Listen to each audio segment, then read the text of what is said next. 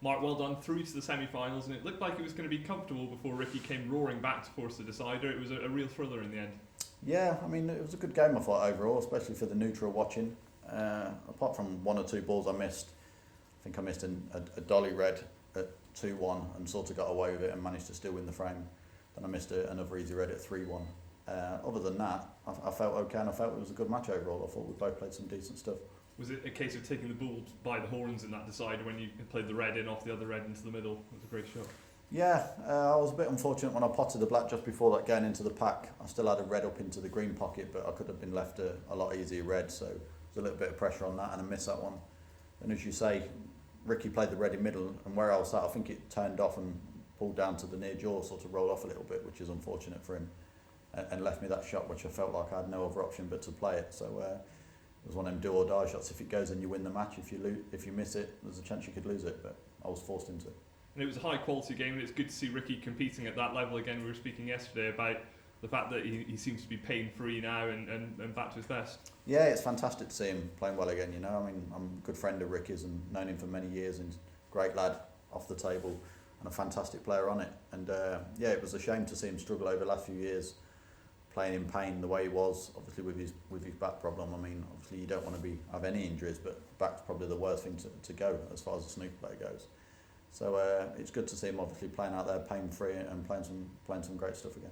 And Dave Hendon was mentioning on commentary, this is a tournament you traditionally had never entered until last year, but you did last year, you won it, and into the semi-finals, never lost a match. Yeah, because it's normally always really close to Christmas, and then you've played in the UK, and if you've done well in the UK, it's a bit of a glide to come down, and always because the cut-off is after the UK, so obviously we're playing this and didn't really, even though it's a big tournament, we didn't really count for anything as far as another cut-off, which was strange the way it was situated. And with it being close to Christmas, I thought I'll have a bit of time off of time. So last year was different. Obviously played in it, and as you say, won it, and here we are in Milton Keynes playing in it again. And it is now a good chance to try and defend that title, isn't it? We spoke earlier in the week, and you said it was a bit distant, but it's a best of 11 semi-final and then final. It's within reach now, isn't it? Yeah, it's within reach, but as you say, it's still two big games to go. Best of 11 and possibly best of the 17 if you was to get in the final. So still another 15 frames to win, minus the frames you lose as well. So I mean, it's going to be tough, but I'm still in it. I seem to be playing better as the tournament goes on, so I've got a chance. It's always kind of one of the big accolades in a sport, isn't it, to try and defend a title? I'm sure that'd be something you'd be keen to try and do.